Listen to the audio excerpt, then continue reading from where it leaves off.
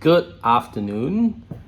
I just ended a call not long ago, and obviously lunch has appeared at my doorstep way before it felt like I just ate my breakfast and then lunch appeared. How much can you eat when you're sitting in the hotel room, huh?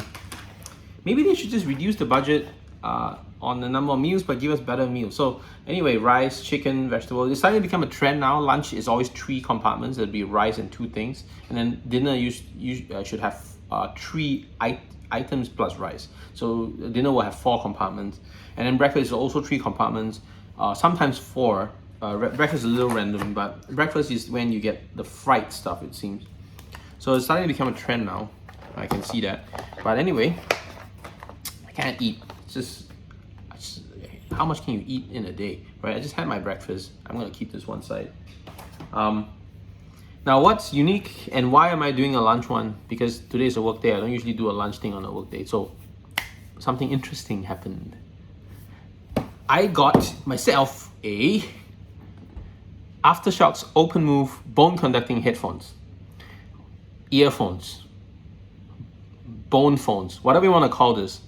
So this thing, if you didn't watch my previous video, I was talking about this because I have an ear infection, or had an ear infection, or still having an ear infection. I don't know. It's still itchy, by the way, from using these Apple AirPods Pro. So these are my AirPods Pro. I've actually replaced the original silicone tips with these foam tips because I think one of the main cause of the itchiness is from silicone. I don't know if it's the material or the way it's sealed. So this foam stuff doesn't seal as well as the AirPods silicone tips for sure. And the result is that the sound quality isn't as good, right? But it has definitely reduced the amount of itching in my ear. But the other thing is that these they do get hot, and it's reasonably so, right? It's a small thing. It's doing so many things like noise cancelling, it's a battery, it's all this crap. So this thing gets pretty damn hot and when it's in the ear for a prolonged period of time. I think that's what's causing my itchiness. So I went out to get this, and before I move on to talk about this, I think people have been asking me, how the hell did I get all this thing so quickly? So I was just talking about this morning, and it's appeared at my doorstep. And people ask, oh, did you buy it from Amazon? No, the answer is not Amazon. Amazon has not been able to do 2-hour deliveries for a long time, ever since the COVID started, because of, I think, just the sheer volume of things they have to ship. So I actually got this off Carousell. And what happens is that you go to Carousell, there are a lot of actually they are like small retail stores. I believe this came from one of those like retail stores on Carousell. And they list their products on Carousell, and they will ship it to you. And what happens, like I will go chat the person and say, can you ship it to me today using like Grab Express or Lala Move? And they will do it, and as long as you pay for it, obviously. So I said, I'll pay for it. And so I found this store actually and I really like it, at this OUI Click. They're at Funan Center, so it's very, very near where I am. And they were super responsive when I texted them, and thumbs up for that. So I think it's a lady. She responded to me really quickly, and I said, I'd like to buy this, and I want you to put it on Grab. Can you do that? And she said, yeah, I'll do it on Lala Move. And it came like 15 minutes right after I paid. That is amazing. Like how fast things can happen these days. So I got these. I actually did put it on while I was on the call. So I've actually unboxed it before I did this video, but for the sake of doing an unboxing video, I'm just gonna do it again. So it's like this. There's a little tape here holding it down. That's about it. You pull the tape open, that thing comes out. Ta-da! And what happens is that I was trying it on the call. I put it on. It's quite comfortable. And let me just explain why I got this. Okay, actually this thing here is not for me. It's my wife. My wife, she wanted to get this for a while. She's been thinking about it, and the reason why she wanted this was that she liked the idea of having something piping sound into your ear, but not blocking the ambient sounds that she can hear. So sometimes you want to just hear your kids, killing each other or not killing each other, so that, and then still want to be on your conf call. So this is one of the things. She's like, oh, I want to try it. And so, by the way, wife, this is for you, but I'm gonna get to play with it first while I'm stuck here. So here's a present for you that I get to use. Anyway, so I bought this just to try it out because I told her like, man, I'm not too keen. But frankly speaking, after trying it out, it's not too bad. So if you didn't watch my previous episode, I was talking about whether I was considering a few things. Okay, I have this, and I have that Bauer & Wilkins PX, which are noise cancelling over the ear headphones. Those are fantastic quality headphones. Like, they sound great, but it's just too damn heavy. And because it's heavy, it puts a lot of pressure to hold it, right? So this pressure gets really tiring and after a while. And the other thing is like, it has like this, the way it articulates is kind of weird. So, you know, you can't really like wear it and lie down or whatever. So it like falls off all the time. So that's about the Bowers & Wilkins, but I really like the sound quality of that one. And I have over time tried a few other headphones. Like my friends, I have a friend who I think has the Sony WH-1000XM3.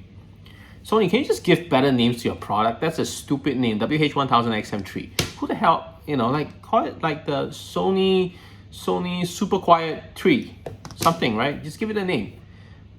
Or Super Bass Quiet, something like that. And anyway, the XM3, I'm just gonna shorten it to XM3. XM3s that I tried were very bright in sound signature. I don't like that. They were a little bit bright. I have a friend who has the Bose Quiet Comfort 2, which was actually very nice. I liked the sound signature, and I liked it that it was light. And so was the Sony. Sony was very light and comfortable. But the other thing that I realized is that these, the Sony and the Bose, also the WH-1000XM4, the newer version of the XM3, they all use synthetic leather, or they call PU leather, for the ear cups. And that thing, after like a year or two, starts flaking, and that shit drives me nuts. Now the Bauer & Wilkins though, those were premium headphones at the time of release. They are probably like $500, and that is made of, I think, real lamb leather or sheepskin leather or something. So it has never flaked in the years I've used them. It's pretty damn good product. It's just too heavy and too, like, you know, too much pressure. But I do use it if I want to listen to like nice music alone in a room. That would be one of the things I would use. And so those were my considerations. I never thought about this, but since wife has mentioned, I decided, okay, freak it, I'm gonna try it. I did try this on the call earlier. It's actually not too bad. Of course, no. So how this thing works is this little bit here vibrates. It goes like, you can literally feel this whole shit vibrating when you're on a call, when people are talking, right? Or listen to music, you can hear it vibrating. I mean, anything that vibrates makes some sound, so you can feel it and hear it. But the whole point is that when you put it on, it actually touches this bit here. So when you put it on, it touches that bit, and they call it bone conducting, but I think it's more like skin conducting or something. It basically tries to like vibrate your you know, this area of your ear to get the sound in your ear, and does feel kind of surreal, like there's nothing in your ear, but it does sound like the sound is like piped into your ear. So it's quite cool in that sense. But obviously there's limitations to this technology. You will not get the bass response that you get from regular in-ear or headphones. It also will not get the high frequencies from your in-ear or headphones. But for the purpose of doing conference calls, for the purpose of, for example, if you want to wear this while driving, I think it's great. You want to wear this while exercising, it's great. It's very light, and because it's light, there's some pressure being put on your ear. I've read some reviews that they have a titanium version or something that's made of some kind of titanium strap. The pressure is not that much, but anyway, I think this is a manageable pressure. I'm going to try it for a longer period and do another review later tonight, but I think it feels okay. It's pretty nice especially for conference calls, just speech, because the frequency response that it has, you know, poor lows, poor highs, but the mid-range is pretty damn good. So for good mid-range response, that is where the speech frequency range is, and that's something that I think will be great for doing speech. So I think it's a worthy consideration to use this for just conf calls. And if you want to listen to music, for me, frankly, if I'm at home and you know, if the family members don't mind, I will put the music on the hi-fi. You know, I have a nice hi-fi set, and that's what it's for. It's supposed to be for music, but now it's just playing Baby Shark like 24/7. That sucks, isn't it? Those guys, those of you who are parents, right? Freaking like your TV and your home entertainment system turns into like a 24/7 loop of Baby Shark, Paw Patrol, and all kinds of like children videos. You know, like Dave and Ava, stuff like that.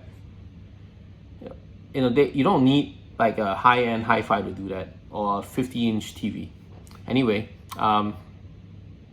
so there you have it. The AfterShokz OpenMove bone conducting headphones. I'm gonna test it even more while I'm doing my 3-4 hour call later in the afternoon with my team, and give you a review later tonight.